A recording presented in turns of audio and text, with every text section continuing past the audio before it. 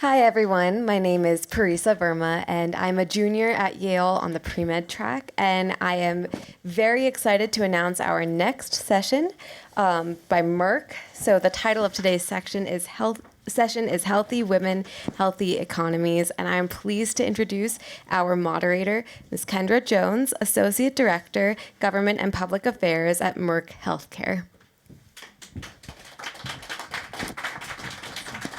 Hello. Hi, everyone. Thank you for joining us today. Thank you to the World Women Foundation for hosting today's panel and for the conversations this week. My name is KENDRA Jones. I'm with Merck Healthcare, where I lead our global program, Healthy Women, Healthy Economies. I'm pleased to be moderating today's panel and framing the discussion on a simple premise that investing in women's health is not only good for women, but it's good for all. Women, on average in their lifetime, live 9 years in poor health.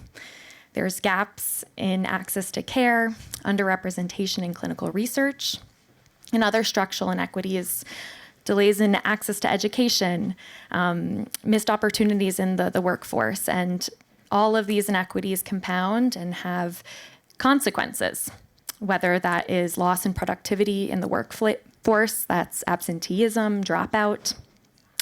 And so today, we're here to frame the conversation on, too often women's health has been framed as a social good, but it's actually an economic investment. And so I'm pleased to have our panelists today here to speak on how when we invest and advance women's health, that the benefits cascade outwards. It strengthens families, stronger communities, and more resilient economies. So with that, I'd like to open it to our panelists to give a quick introduction to themselves, and then we'll jump into the questions. I'll start with you, Gudrun. Thank you very much, KENDRA.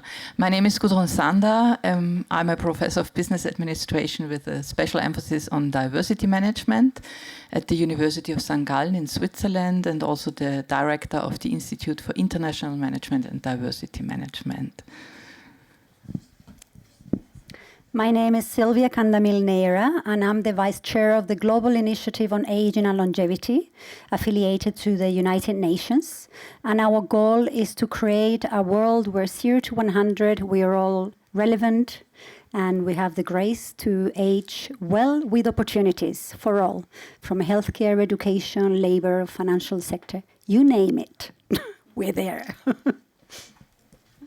Hi everybody, my name is LEIF MOLL. I'm the newly appointed country president for Merck in Switzerland, just in transition over from Vienna, in the industry since almost 20 years, and very excited to be here. Thank you. And I will also make a note, in case she's able to make it, we also did have Dr. MARIAROSA CUTILLO-BLAKE from UNFPA. Obviously, as Davos goes, schedules can get busy, so we'll be lucky to have her join us if she does make it. But super happy to have the discussion kicked off with our three panelists. So I'm going to begin with a high-level question that I'd love to hear tackled from the different perspectives. So what does investing in women's health do for economic prosperity? And what are some of the key challenges that we are overcoming to drive this investment? Gudrun, maybe we can start with you on maybe the global picture and some of the structural inequities that we're seeing. Yeah, you already mentioned a lot of the structural barriers we have to overcome. And just to give you one example, I would say, at least in the developed countries, what we see here is, for example, a very narrow window when it comes to career advancement. So our data shows, for example, that nearly half of the people that are promoted are in the age of 30 to 40. So, and this is usually the so-called rush hours of life, where people start their families, do further education, and invest in their advancement and career. And with this narrow and very old-fashioned career path, ideas of what is good leadership, we really hinder women from full participation. Very often young women ending up with already burnout symptoms, prolonging starting a family, then have fertility issues, and so on. So a lot of interconnected health issues you would probably not expect with this small career window. And I mean, it's totally stupid to have the career peak at around 40 or 45 when we all have to work longer in the future because of the declining fertility rates. And what do we do the next 30 years then when we have the career peaks at 40 or 45? So just a small point. Yeah, and this is all happening, right, amidst a lot of pressures with demographic shifts. Maybe you can speak a bit on how that compounds some of the effects that we're seeing. Yeah, we see that we do not use the full potential of women. You know, we never ever had so many well-educated women in the labor market. And we do not use this potential because there are a lot of biases. We have the maybe baby bias, then the maternity bias, and then women over 40 usually do not have the same opportunities as men to advance in their careers.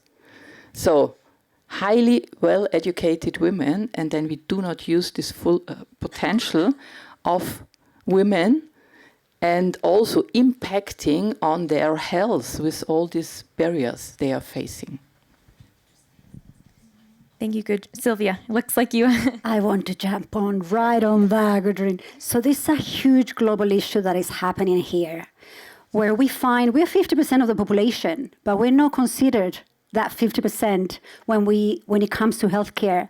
The data is not there. Did you know that when they do research, it's simply they don't take into consideration women most of the time. They generalize people and they miss out. Oops, 50% of the population is there. We have differences and we're not taking that into consideration. So this is an opportunity because we can create impact, not by concentrating on the small little things that are happening in our life. We have to take into consideration the youth, the adolescent, menopause. We have to take it, for God's sake, we have to take into consideration menopause and do something about it. If 50% of the population are going through that, why don't we support these amazing women that 75% of them are taking care of someone?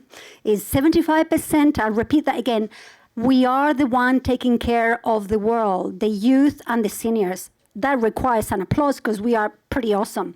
And what is happening is that we are not acknowledging this need. So we don't want to be better. We just want to be equal. That's what we are asking. And that requires change on the labor inclusion. We have to take into consideration everything. As you were saying, we need to take the care. We need to take into consideration the healthcare, the financials. We are the ones that become the poorest and with the worst healthcare, but we're the ones that live the longest. And we're going to inherit most of the money. Makes no sense, right? And just this week, Sylvia, the World Economic Forum released their Women's Health Investment Outlook, and still only 6% of private healthcare capital is invested to women's health. And we're 50% of the population. Yes. So I'd like to move to LEIF. Maybe you can zoom in a bit on what it means in workplaces. What does investing in women's health in the workforce do for economies? I will, in a second, if you allow me, I would just can I defend our industry a little bit? Just a little bit. I think, a little bit.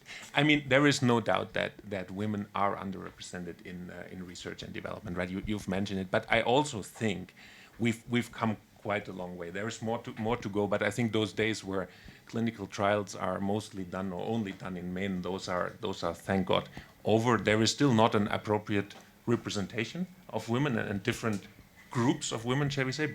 Why? Because, for example, premenopausal women are simply hard to include into a trial, right? Because of the fear of risks related to childbearing later. But I think it's better than it used to be. Okay, if we can agree on that. Kendra, to your point, I think from beyond any ethical consideration, right? I'm looking at this from an economic or socioeconomic perspective. I think investing in women's health is plain and simply something we cannot not do, right? We cannot afford to not do it for many reasons, right? We need the additional contributions to the workforce. We need the higher productivity. We need the lower absenteeism. Also, presenteeism is a problem, by the way, that people come to work when they shouldn't. So there is think about extending the lifespan in the workplace, right? The working part of your life. Think about healthcare costs, right? The problem is we are getting older, but in bad health, and this is not a good thing for any social system, and we cannot simply afford it from a company perspective. I think one of the challenges that I see, and I can partially comment to that from a personal perspective, right? We, in this rush hour of life, as Gudrun rightly called it, I think we force people, and mostly women, yeah, let's admit it, to make a choice, right? To make a choice between career, between family, and personal health. It's like a triangle. You cannot do all of the three justice at the same time, and we're forcing them to make a choice. And unfortunately, usually the aspect of health is often deprioritized somehow over the other two. So that should not be the case, right? That's something we should work against. So Leif, I'll stay with you here. What does it look like tackling this in the workforce? How, maybe you can give some examples at Merck of approaches and best practices that shift away from this. Yeah, so at Merck, we're trying to look at this, tackle this problem from three different perspectives. One is through what I would call policy or workforce policy, right, where we try to establish initiatives, policies that help to better combine health, family, career. One example would be, a caregiver leave, where we allow people to take care of their of a sick family member, still getting paid. We are completely agnostic when it comes to parental leave, and quite recently we've invested heavily in what we call fertility benefits, where we basically cover the costs of any kind of fertility treatments, not only IVF, it's all sorts of fertility treatments. So there's the initiative angle. There's even more to that. There's the initiative angle, and then there is what I would call the culture and leadership angle, right? Through trainings, through rewards, through incentives, through putting the right people in the right job. We're trying to establish a culture where this trade-off, this triangle, does not need to be there as much as it used used to be in the past, and I think we've come quite a long way here. And then lastly, we're trying to reach a little bit beyond our organization, if you want, with initiatives where we try to build advocates to tackle certain problems, like the Healthy Women, Healthy Economies initiative, where we team up, we partner up with external stakeholders, or in Switzerland, the so-called Family Forward initiative, where we try to work towards a better consideration of labor, fertility, and access to fertility treatments. So it's basically we're trying to approach it from three ways. You also have care workers, a new project, yes, where you support employees to take time off. That's the if they have caregiver to. leave. That's Yeah. the caregiver leave. Yes, that's true. It's wonderful. And Gudrun, I think Leif had some of great examples there. Maybe you can provide some research or case studies that further provide the evidence that these actions aren't just actions, but they're investments. Yeah, definitely. So just to build on Leif's argument of the corporate culture, that's so important, and how leaders behave in these vulnerable situations. For example, a woman is disclosing that she has fertility treatments. A lot of people have no idea what this means, and then a proper reaction is even more of a challenge. So this is very important that leaders are trained in how to handle this kind of situations. And what we see also from research is that an inclusive culture has a lot of benefits. So it decreases absenteeism, for example. It increases the how satisfied people are in the workplace. And it improves retention. And if you think of the future, already starting now with the lack of qualified labor and the lack of qualified leaders we have, it's even more important to retain these people and have a very inclusive culture. So there is a lot of evidence on this side. Maybe on another side, menopause symptoms, because it's really to keep in mind, because we are getting much older now. We spend, I think, a third of our life in menopause. 100 years before, we already died at this age, so not a lot of years in menopause. Now we spend a third or even more of our life in the menopause phase. A lot of research is lacking here, and what I found in a study is also that in cultures where aging of women has a negative image, women report more severe symptoms when it comes to menopause. So these correlations are quite interesting, in my opinion. Yeah, and another fact you might not expect is that if women have the confidence that they earn enough, that they can support a family or even bring up a family as a single parent, they then have more children. Yeah, that's a great point, Gudrun. And we focus quite a bit here on formal workplace settings, but Silvia, I'll pass it to you. What does investing in women's health also look like outside of formal workplace settings? I think of caregiving, for instance. It touches nearly everyone, both in the formal and...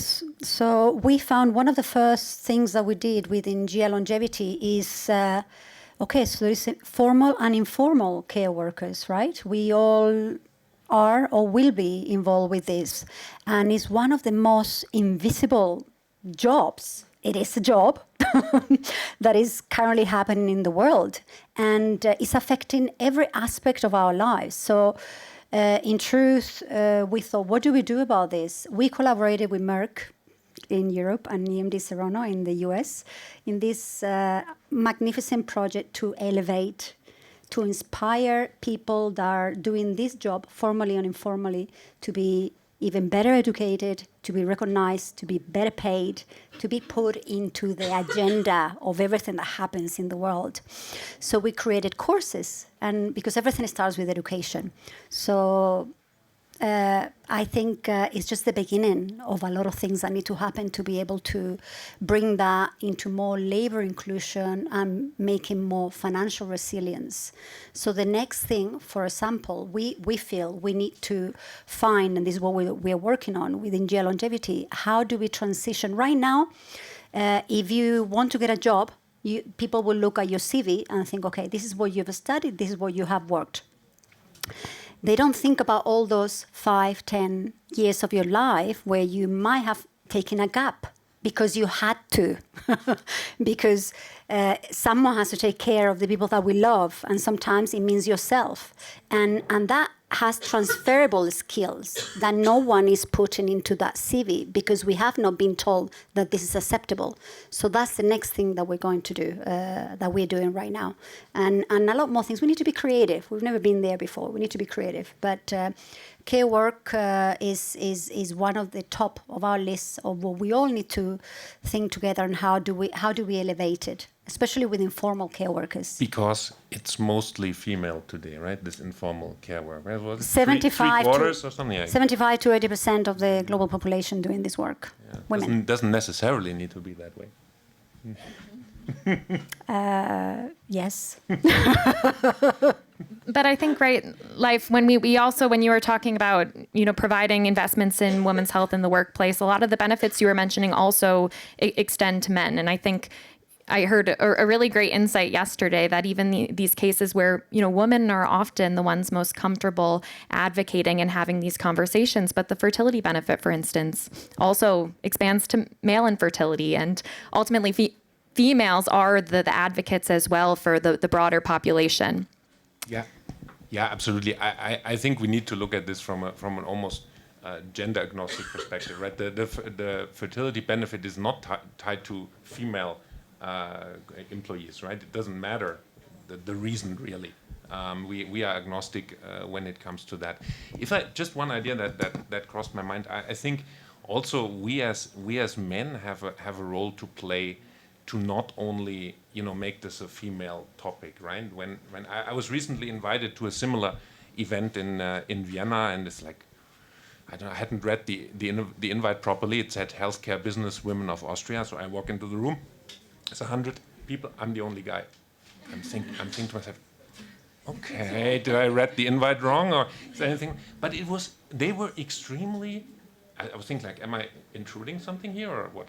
But it was. They said this is exactly the problem. Like the fact that you're the only guys is part of the problem, right? We can only solve this together in a way. It's not just a female health. It's not just a female problem. May I add here something? Just a fact from our fertility paper we did last year together with Merck, Fertility and Family Planning in Switzerland.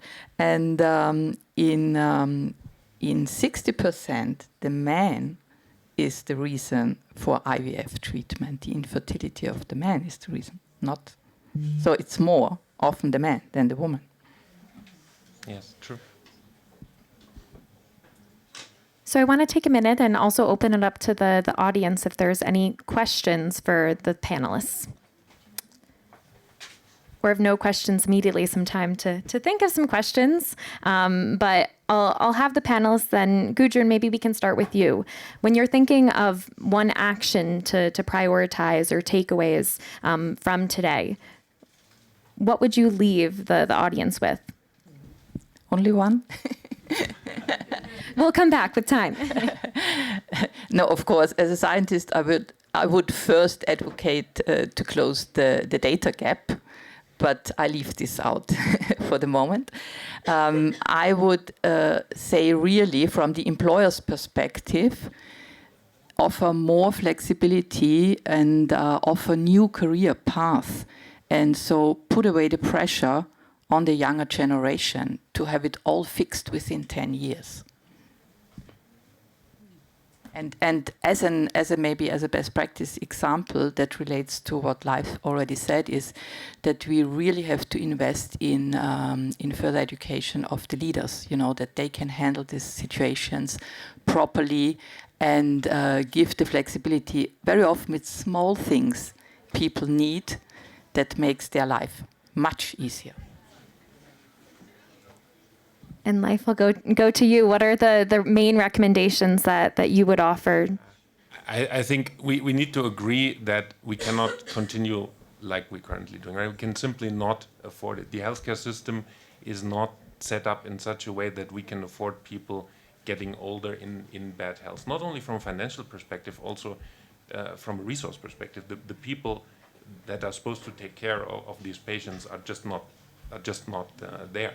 The other thing is I think the demographic issue is still underestimated. I mean that's a time bomb. That's ticking time bomb right there. Where are we in Switzerland right now? 1.29 or something. That just won't work in the longer term. So we have to get our act together. And I think we as private companies, we are well aware that we have a strong role to play, and I think we started to work on that at least within Merck. But I also think others do similar. But is not the problem is too complex, or the challenge is too complex for just one involved party to solve it. Right? We need to work hand in hand also with the government on health policy. With the healthcare system, with society overall, right? To overcome some of these cliches and societal hurdles that are standing in our way. But now is really the time to act, because these are these are long-term problems in a way, but when they are too far down the road, they become increasingly difficult to fix. And Sylvia, I think that's when we start thinking of longevity, right? When we get to the point when we're later years of life and it's too late to fix. So it's completely too late. We think we are trying to address the dementia and Alzheimer that is taking the whole globe by surprise, and is taking over $15 trillion of income loss. But trillions of dollars, I mean, I lose how many zeros there are there, on dependency issues. When we know that nearly 50%, and this is the research that has been proven, can be preventable. But we're not hearing how to prevent it. So I think the youth needs to know how to take care of the brain. When you take care of the brain, your body follows. Brain health is fundamental. Women inclusion and healthcare, preventative medicine, and all of the rest follows once you have health, because without health we have nothing. So thinking from the beginning, from 0 to 100, is not point to look at the end and trying to fix the end. Let's go all the way to where it starts. And fertility. And how, from your perspective, Sylvia, how do we, bridge these specific moments in life and the specific support systems that we're offering to address this? What does that look like to address it all the way from the beginning to the end? What is the work that we're driving, the partnerships we're forming? How much time do we have? It's a very complex question. In truth, it's a private-public. It will come, the motivation and the work, it has to come from the private sector, because public institutions will never take risk because it means losing their jobs. So it has to come from the private sector, basically. And what it means is education first, collaboration. It's a transversal collaboration between all the sectors. The financial sector needs to be there, and they need to think that health is part of having financial resilience. Labor means taking care of the health of the people that works within you, planning ahead. The canvas of life is not just up until you retire. You need to think about past retirement, because it's not anymore how we know it. You might be retired and you have another 40 years of your life. How many times are you going to be eating spaghetti and thinking how wonderful it is? It's just, you have to plan ahead. And no one is telling us that. So it's a whole change. It's like a CIA panel where you have to think, okay, this is what it is. That's not working anymore. Let's start again. We live into 100 from beginning to end. What does that mean? It's a systemic change. It's a standards change. It's a governance change. Yeah. I love that, Sylvia. It was really well capped in the short time. But again, so I'll open it back up to the audience if there's been a few minutes to think, if there's any questions. Please. What could help removing... Thank you. Hello, thank you. What could help removing the barriers for fathers to become real equal co-parents, especially during those rush years? Thank you. I see some thinking. Leif, I don't want to point to you. I can speak only from a perspective of our company. I think it has a lot to do with the culture and sort of the leadership around what is acceptable in an organization. Like in 20 years ago, or maybe 10 years ago, still the idea of a parental leave was, if you want to have a career, I think you better not go down that path, right? I think that has changed. Dramatically. So there is a mindset shift, a cultural shift that we need to have regarding equality in that space, and that is not necessarily a bad thing when somebody leaves the office at 4 to take care of a child and maybe then puts in another hour later during that day, right? It's fine. It's okay. And my experience, practical experience, is that people who take care of kids actually are very practical in handling also business topics. They know how to get things done in a reasonable time frame.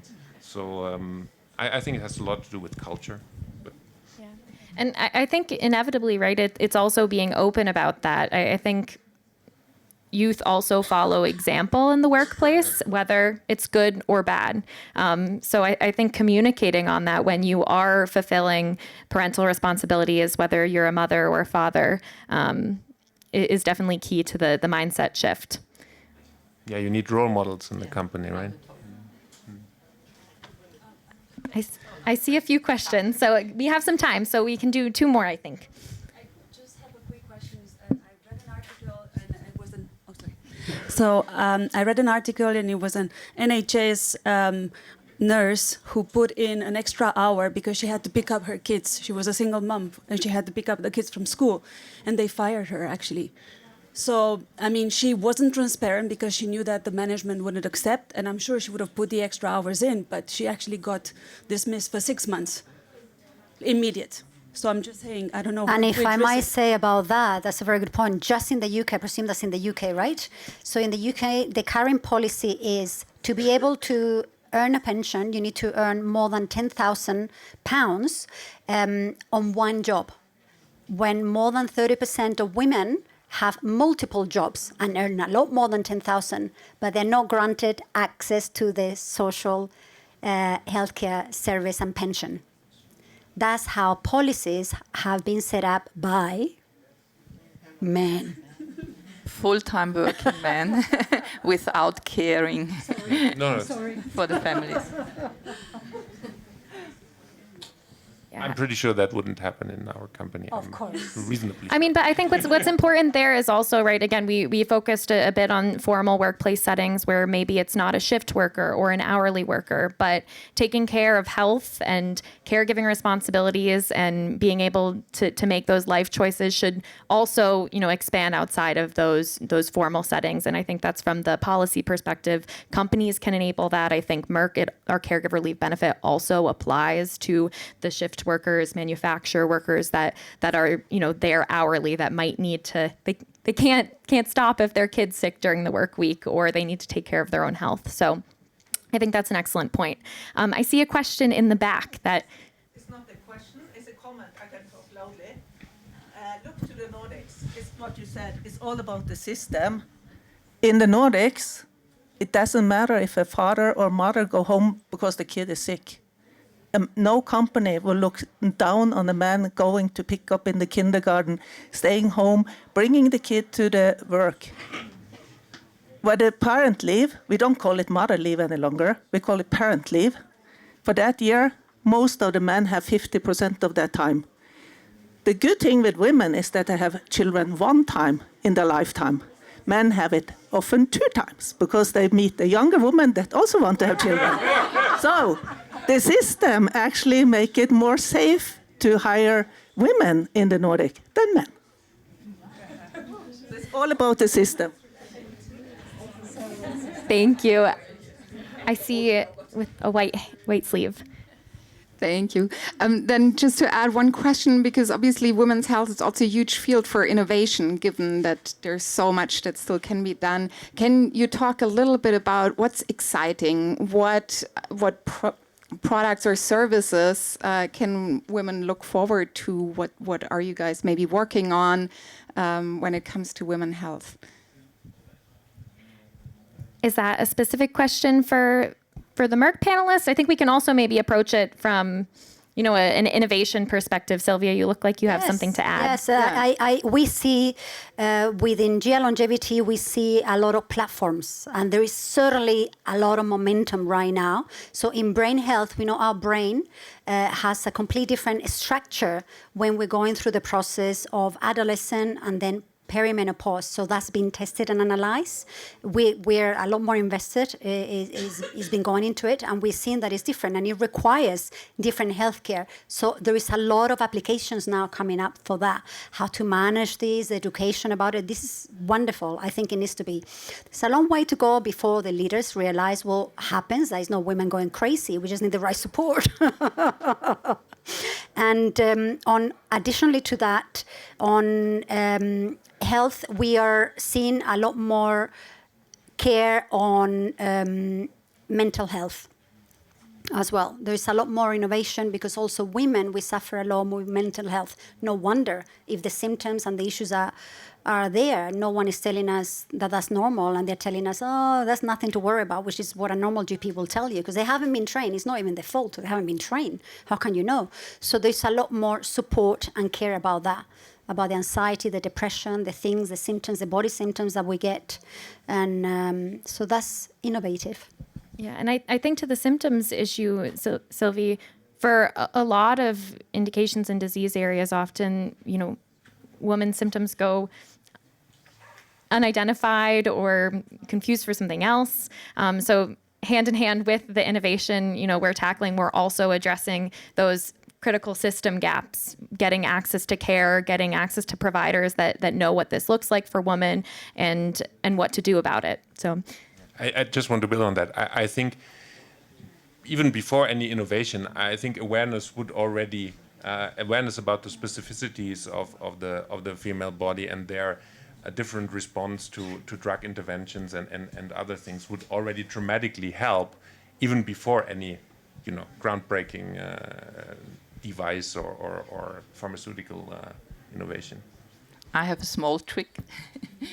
I always ask if I get a new medicine, for example, was this tested with women? So causes a lot of back irritation. to where we already were. A lot of irritation. I don't know. But I think the more all of us ask this question, this will slightly change the perspective. I think we have time for one more question. I'll just add one piece as well when we are talking about technology. When you go into your doctor's appointment, I did have a friend as well who said they now go in with their AI recorder. So when a doctor is writing down their symptoms, they're also keeping track of their own and being an advocate for their own health. Because often when they're writing those down, it might be overlooked, it might be missed. But using some of these digital tools to also help that puts women's health in their own hands as well. Something interesting I heard, but please. Thank you so much. I'm an investor in female health companies, and I would be especially wondering to corporations, when we talk to companies trying to implement innovation into companies to advocate their employees, I see still a lot of resilience. What would you suggest would be the right approach to go and tackle the management, the board, the HR, to actually start creating more awareness, being open for innovation, to move it into this, to the employees, because I still see a lot of resilience there. And very often the feedback is that is a private thing everyone should care of. It's not our job to provide that to the employees. I'm still a bit hesitant to how to react to that, but I would be interesting to hear a solution how to approach companies better to be maybe more successful for innovation. Yes, actually, it's very simple. Show them the money. There is a lot of money to be made. The data is very clear about that. And if you show them how much more they could make, if they could be inclusive of the healthcare of women, they're missing out. They're the ones that are going to be left behind. Are you not finding that? No. All right. Especially when it comes to the topic of menstruation and menopause topics, they think it's a taboo topic. We don't want to talk about that. It's not our job, and we don't feel comfortable addressing these subjects. So there is still a lot of, I would say, shame and taboo. And so far the numbers don't work. All right. Let me just build on what you said, Sylvia. I would recommend to sort of keep it away from the HR CSR corner and make clear that women's health has a business impact, is a business necessity. By coming back to my previous point on labor productivity and these things, we cannot afford to ignore it but not make it somebody's pet project. That's one of 15 other initiatives. I think we need to bring it closer to the business necessity, and then I think the traction will follow. Thank you. Great. That was a quick wrap up to that question. I think we have a few minutes left if there's one more. All right. Yeah, honest, I agree it should be the companies that work on this, but companies are so driven by short-term results, which I have exactly the same experience as you.